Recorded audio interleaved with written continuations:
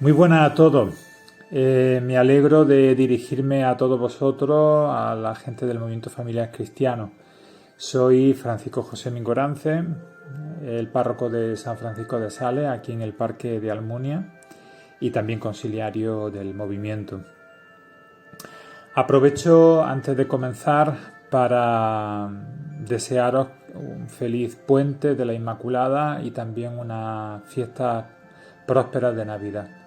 En este día en el que vamos a meditar la Inmaculada Concepción de la Virgen, el dogma de la Inmaculada Concepción de la Virgen.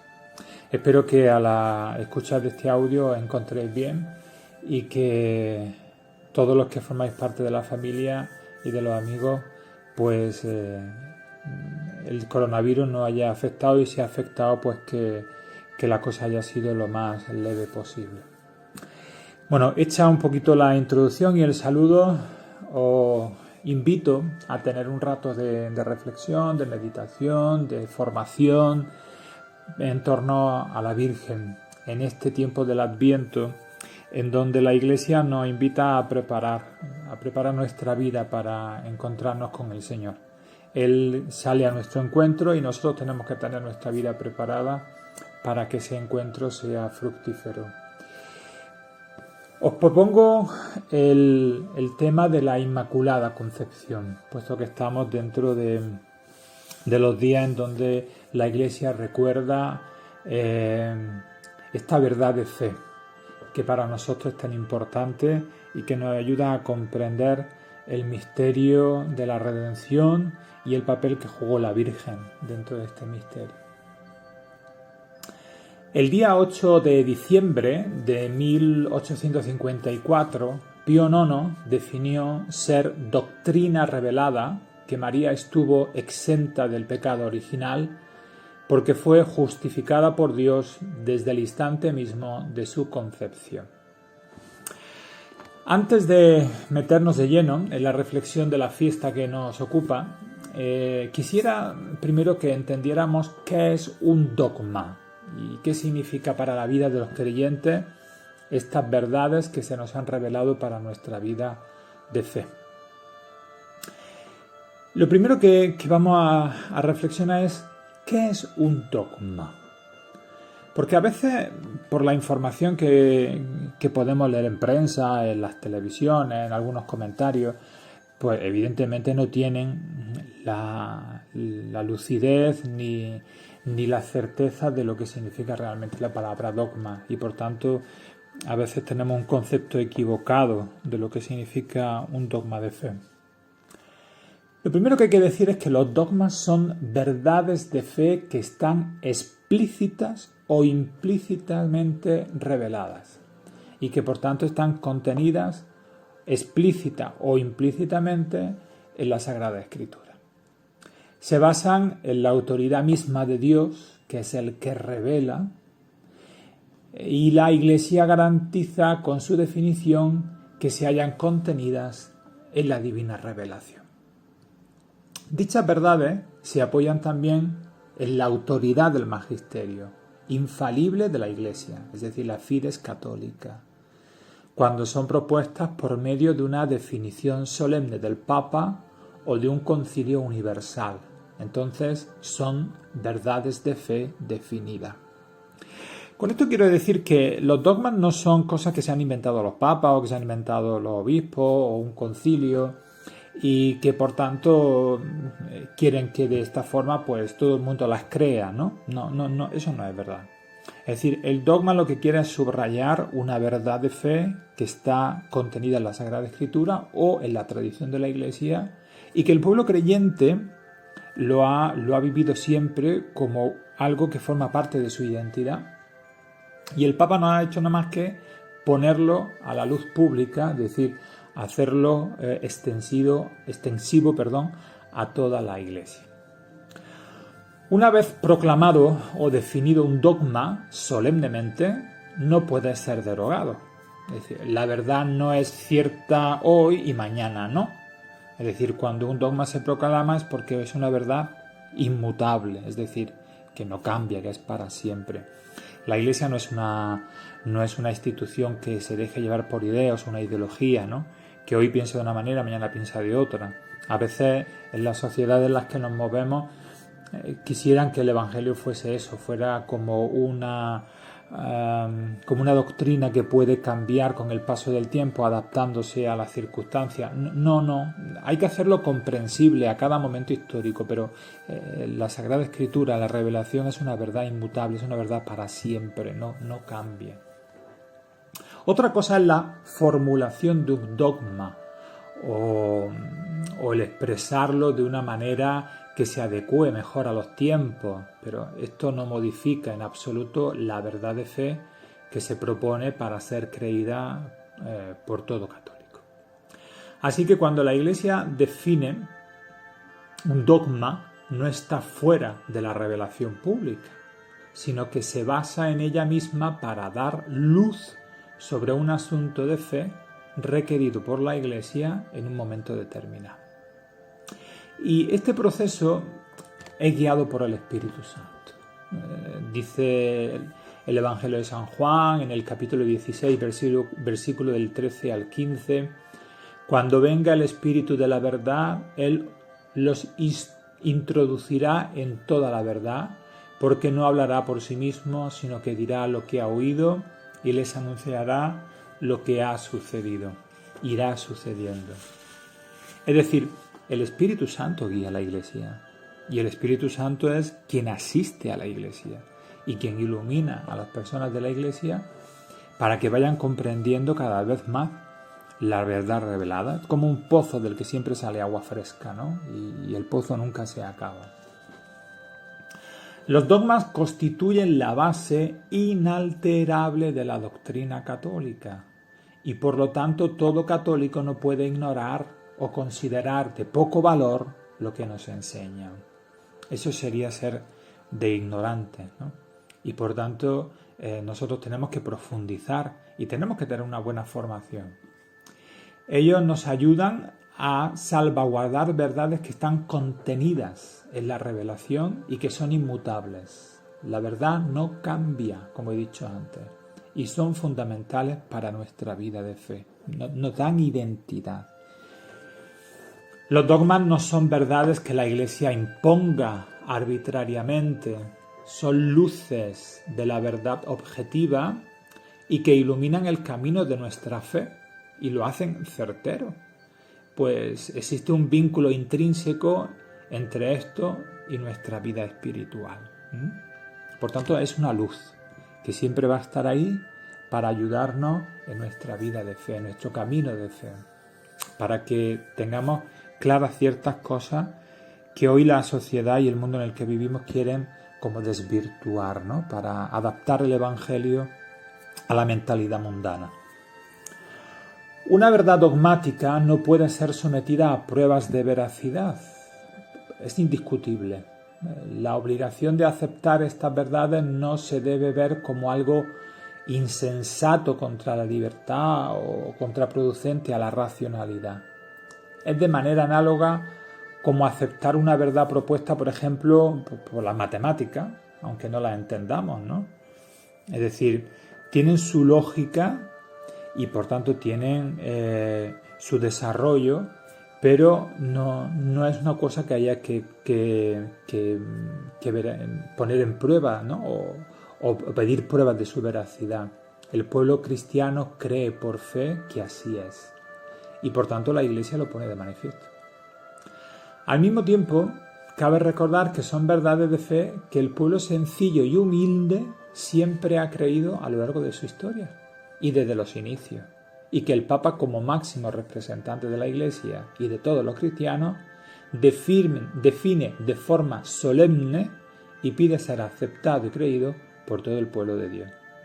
Por tanto, los dogmas de fe forman parte de la fe sencilla del pueblo, que no por eso es una fe ignorante, y que recordad que el Señor dice que alaba la fe de los sencillos, ¿no? Frente a la inteligencia de aquellos que se creen sabios, ¿no? Por tanto, la fe del sencillo es mucho más certera, porque tiene una intuición mucho más profunda. El dogma de la Inmaculada en la historia de la salvación. Para entender este dogma de la Inmaculada tenemos que ver primero un poco y reflexionar sobre cuál es el proyecto salvífico de Dios y el papel que juega María en este proyecto. Lo primero que teníamos que ver es cuál es la finalidad de la creación, es decir, ¿para qué ha sido creado todo?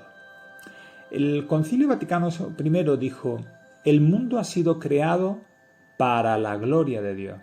Dios ha creado todas las cosas, decía también San Aventura, no para aumentar su gloria, sino para manifestarla y comunicarla. Porque Dios no tiene otra razón para crear que su amor y su bondad. Es decir, nosotros quizás hacemos las cosas para darnos autobombo, y para que la gente nos diga lo guapos que somos, lo inteligentes que somos y para brillar, ¿no?, frente a los demás. Dios no hace eso, porque el amor puro no se gloria en sí mismo. El amor se da, se comunica, se manifiesta y por tanto Dios ha creado para comunicar su gloria. La gloria de Dios consiste en que se realice esta manifestación y esta comunicación de su bondad para los cuales el mundo ha sido creado. Hacer de nosotros hijos adoptivos por medio de Jesucristo, según el beneplácito de su voluntad, para alabanza de la gloria, de su gracia. Dice San Pablo en la carta a los Efesios 1, del 5 al 6. Porque la gloria de Dios es que el hombre viva, y la vida del hombre es la visión de Dios. Si ya la revelación de Dios por la creación procuró la vida a todos los seres que viven en la tierra, cuánto más la manifestación del Padre por el Verbo procurará la vida a los que ven a Dios. Estas son palabras de San Irineo de Lyon.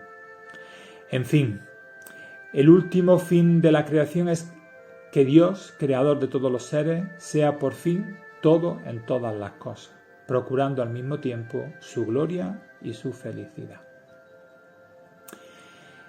Y ahora la segunda pregunta que nos tendremos que hacer, ¿y para qué ha sido creado el hombre? Es decir, ¿para qué hemos sido creados nosotros? De todas las criaturas visibles, solo el hombre es capaz de conocer y amar a su creador, solamente nosotros.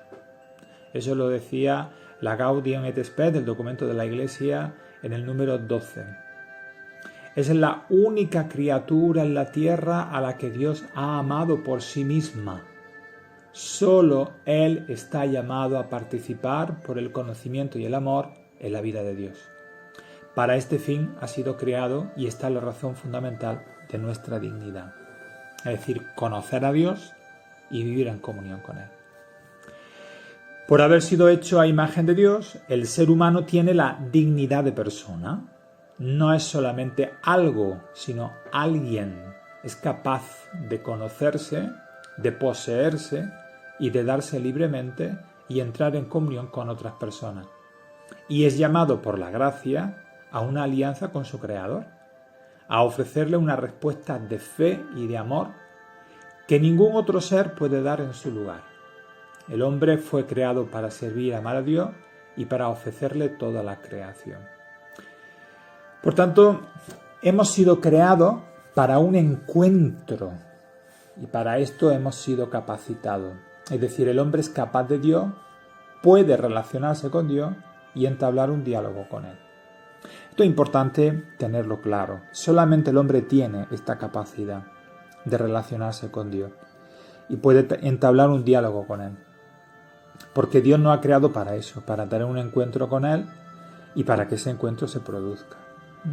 Si no, seríamos unos frustrados si eso no se pudiera hacer. Tercera cuestión. La respuesta libre del hombre a Dios. En ese diálogo que Dios quiere mantener con nosotros, pues Dios hace una propuesta al ser humano y la propuesta que nos hace es vivir en comunión con Él. Dios no obliga al hombre a vivir en amistad con Él, sino que hace una invitación para que desde la libertad acepte o no esa propuesta. Ahora bien, el hombre representado en Adán y en Eva, desde el principio ha dicho no a esa propuesta, a ese proyecto de Dios. Pero Dios no se cansa nunca de volver a intentarlo, de proponer al hombre esa comunión de vida y de amor entre ambos. La primera lectura del Día de la Inmaculada nos da la pista. Y nos recordad lo que dice en Génesis 1:3. Después de comer Adán del árbol, el Señor Dios lo llamó y le dijo, ¿dónde estás?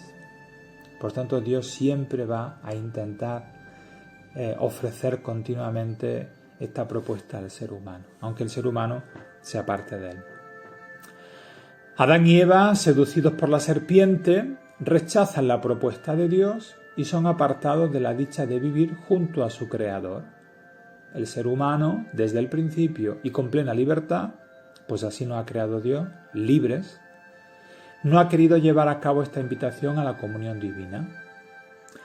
Toda la historia de la salvación no es más que esa invitación reiterada de Dios al hombre que le hizo desde el principio.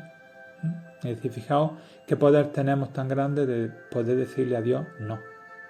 Pero Dios nunca se va a cansar de hacer esta propuesta al hombre. Yo quiero vivir contigo, en comunión contigo, y tú vivas en comunión conmigo. Y por tanto, Dios nunca se va a cansar de hacer la propuesta. Ahora nosotros, evidentemente, somos libres de decir sí o no. Con el no de Adán, con su desobediencia, se cerraron las puertas del paraíso, esa vida feliz y bienaventurada que Dios nos regala. Las fiestas que se acercan, las Navidades, no son más que el intento renovado de Dios de llevar adelante su plan y de abrir de nuevo esas puertas que se cerraron con la negativa de nuestros primeros padres. Con la encarnación de Jesucristo, Dios se hace uno como nosotros, menos en el pecado, para conducirnos a Él. Con su vida y sobre todo con su obediencia hasta la muerte a la voluntad de Dios, Jesús dice sí donde Adán dijo no.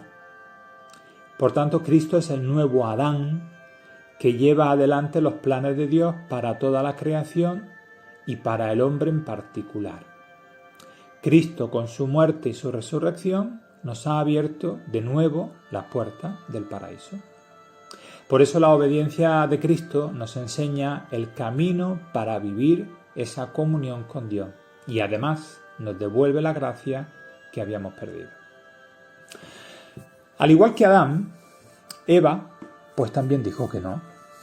El dogma de la Inmaculada Concepción nos hace tomar conciencia que María es la nueva Eva, la que le dijo sí a Dios y a su propuesta de salvación.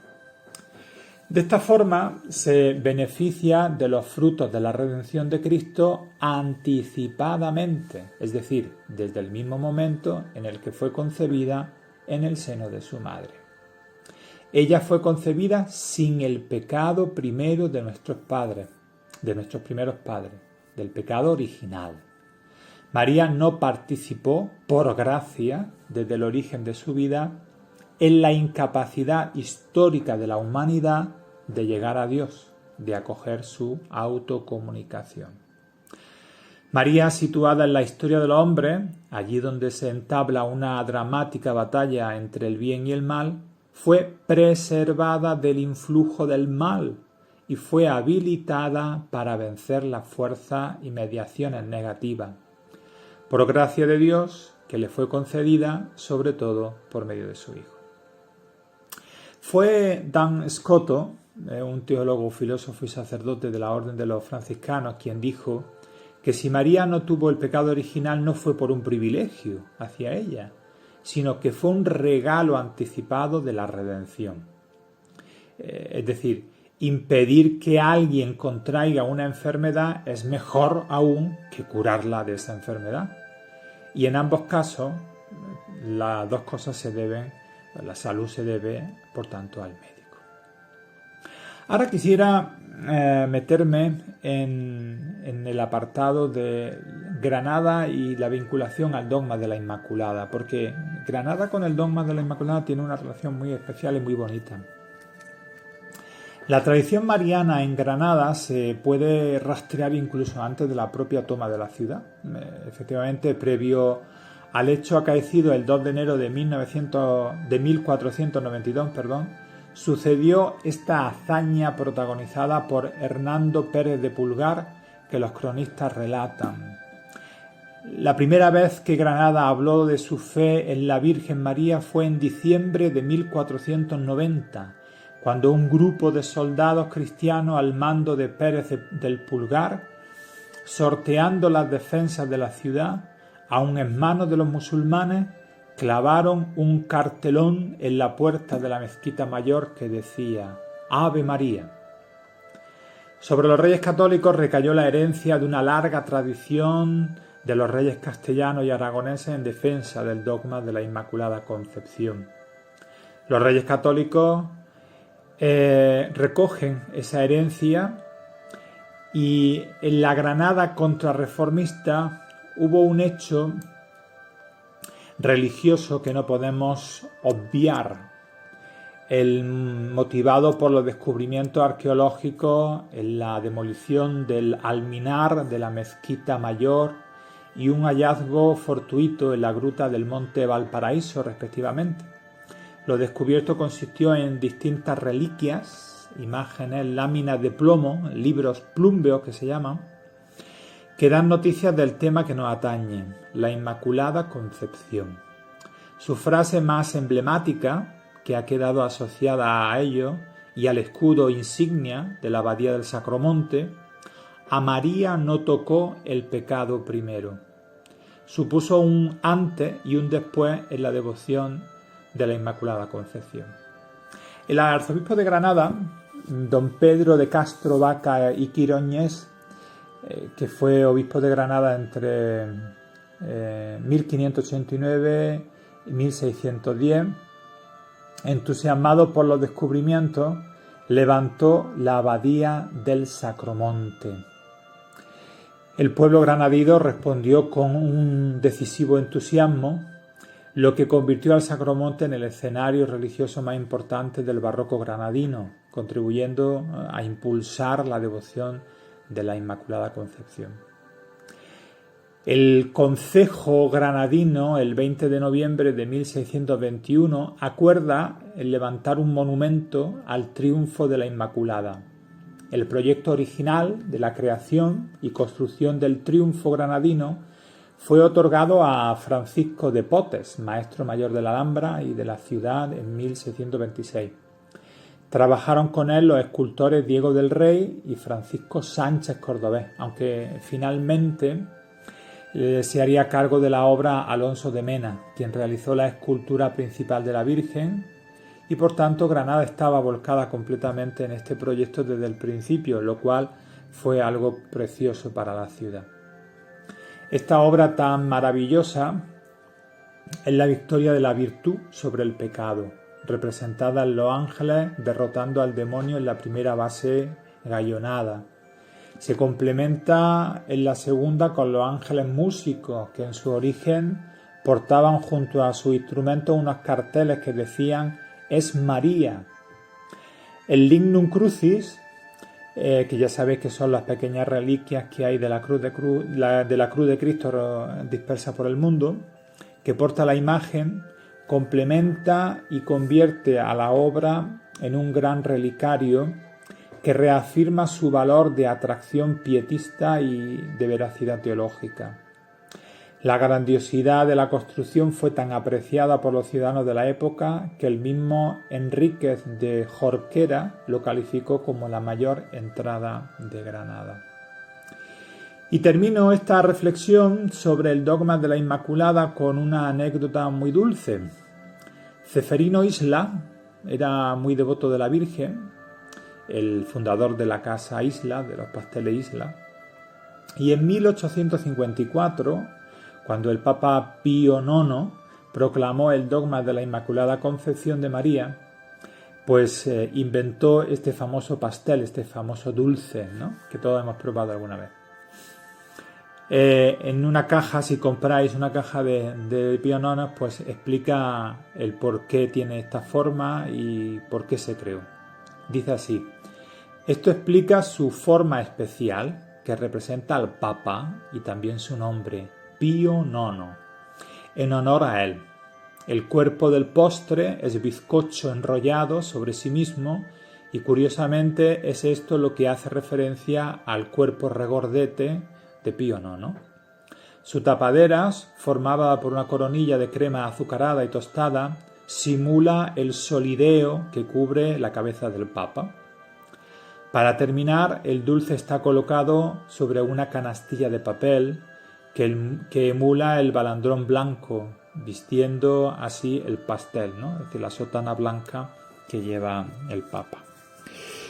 Bueno, pues espero que os haya interesado la reflexión de las raíces que tenemos en Granada sobre el dogma de la Inmaculada y sobre todo tomar conciencia de que María no se opuso a los planes de Dios en su vida. Ella dijo sí a todo lo que Dios le propuso y por tanto ese es